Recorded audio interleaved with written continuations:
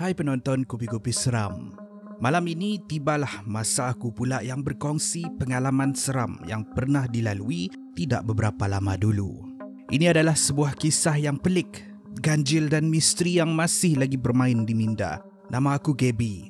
Bersama seorang lagi rakan bernama Kila, kami bekerja sebagai pegawai bancian ataupun pegawai yang mengumpul maklumat dan data untuk kegunaan salah sebuah jabatan kerajaan di negara kita. Jabatan mana? Tak perlulah aku bagi tahu, cuma yang korang perlu tahu, kerja kami ini memerlukan kami untuk pergi ke kawasan pendalaman dan mengumpul pelbagai jenis data seperti mengenal pasti jumlah penduduk, jumlah yang ada di situ, bilangan keluarga dan pelbagai jenis maklumat lagi. Nak dijadikan cerita, sekitar bulan Oktober tahun lalu, lebih kurang 8 orang dari kami diarahkan untuk melawat sebuah kampung pendalaman yang terletak agak jauh di atas bukit. Di sana kami akan melakukan bancian. Nak ke situ pun perjalanan agak mencabar. Adalah ambil masa dalam 6 jam. Kenderaan pacuan 4 roda nak 5 kali terkubur di jalan yang berlumpur. Jalan ini juga menjadi antara punca utama kenapa kawasan kampung ni terpencil. 5 jam kemudian, kenderaan kami pun tiba di situ. Kami merancang untuk tinggal di rumah ketua kampung selama 3 hari 2 malam sebab rumah di kampung ni tidaklah tertumpu di satu tempat sahaja. Rumah-rumah di sini berselerak di sekitar bukit. Jadi kami perlu untuk pergi satu persatu ke rumah ni untuk membuat bancian. 8 orang dibahagikan kepada 4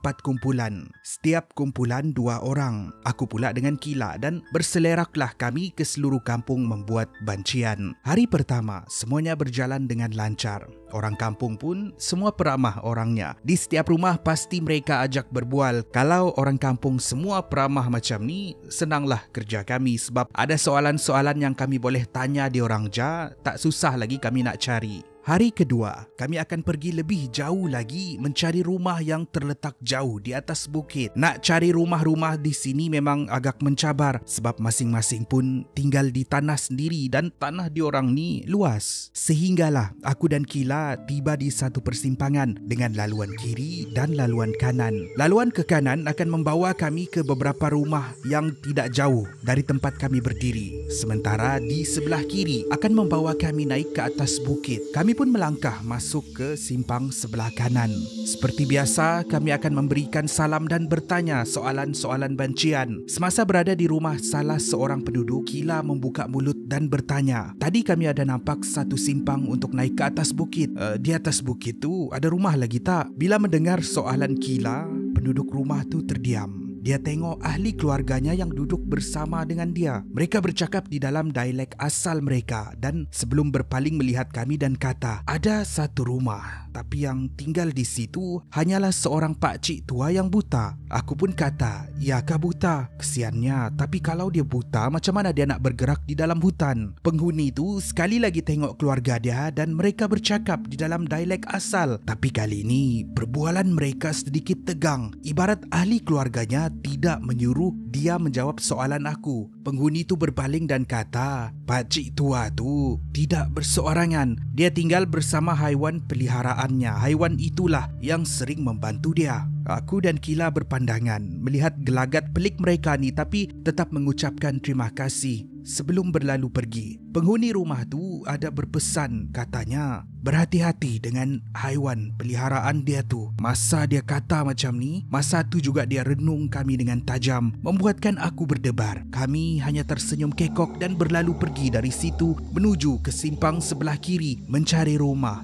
si pakcik buta tadi. Maka melangkahlah kami menaiki bukit. Kami perasan yang jalan di sini jauh lebih curam dari jalan di bahagian bawah. Aku kata, curamnya jalan di sini, Kila. Macam mana pakcik tua tu boleh ikut jalan ni Kila kata, "Tak tahulah. Nanti kita sampai sana kau tanyalah dia." Adalah dalam 30 minit kami menaiki bukit tu. Barulah kami melihat sebuah rumah kayu kecil yang nampak buruk ataupun uzur. Sekali pandang rasa kesian pula sebab ialah sudahlah tinggal jauh berseorangan di atas bukit pula tu. Setelah tiba di depan pintu rumah, kami memberikan salam. Pada asalnya salam kami tidak dijawab. Hampir kami mengorak langkah pergi. Tiba-tiba ada suara yang datang dari dalam rumah berkata, "Siapa tu?" Kami pun memperkenalkan diri dan hajat ke situ untuk bertanya beberapa soalan. Pakcik itu keluar dari rumah. Sekali pandang, aku nampak umur pakcik ni mungkin dah mencecah lewat 80-an. Matanya tertutup rapat. Dia memegang tongkat tapi wajahnya tersenyum. Katanya,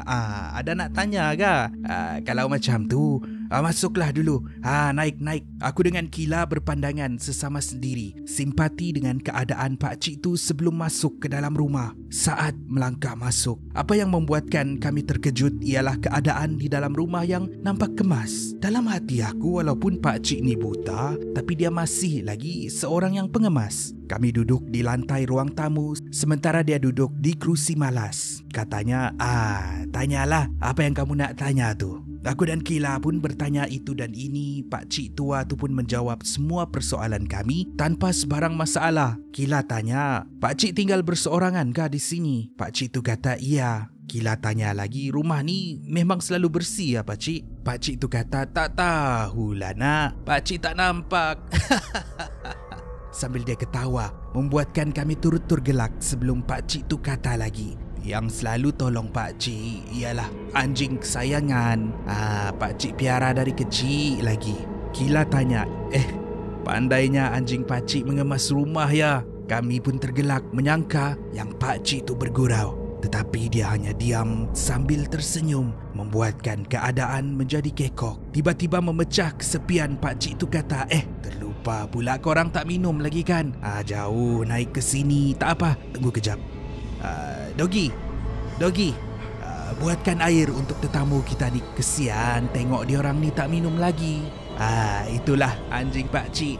Minta dia buatkan air. Aku dan Kila hanya tergelak melihat gelagat pakcik ni menyuruh anjing dia membuat air. Kata Kila, pakcik ni pandai buat lawak lah. Tiba-tiba ada satu benda yang datang dari arah dapur menuju ke ruang tamu. Benda ni yang membuat aku dan Kila berhenti ketawa dengan serta-merta. Wajah kami bertukar pucat, badan kami menggigil ketakutan. Dari dapur keluar seekor makhluk yang kami tidak pernah lihat sebelum ini. Seekor makhluk yang berjalan seperti anjing, badannya hitam berbulu lebat tetapi berkepala manusia dengan rambut dan lidah yang panjang, melilit 2 cawan kopi. Dia mendekati kami di ruang tamu dan meletakkan 2 cawan tu di depan kami sebelum dia duduk seperti seekor anjing di sebelah kerusi malas pakcik tadi.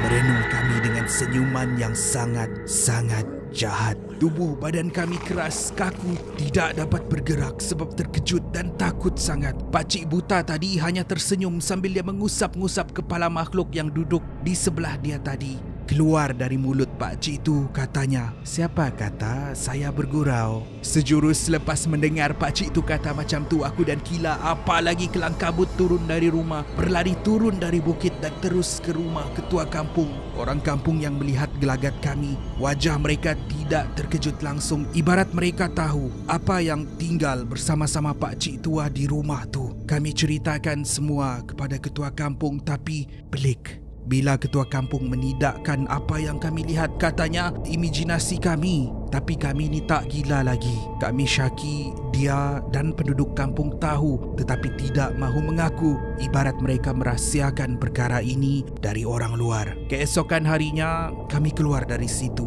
Apa benda yang kami nampak tu, kami tak tahu. Kenapa orang kampung merahsiakan ini dari orang luar pun kami tak tahu.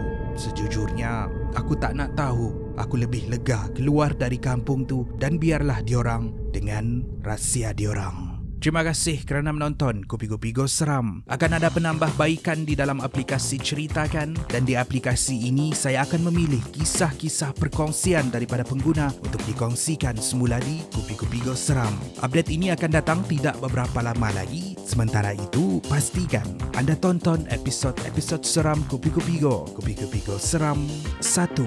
Penjelajahan.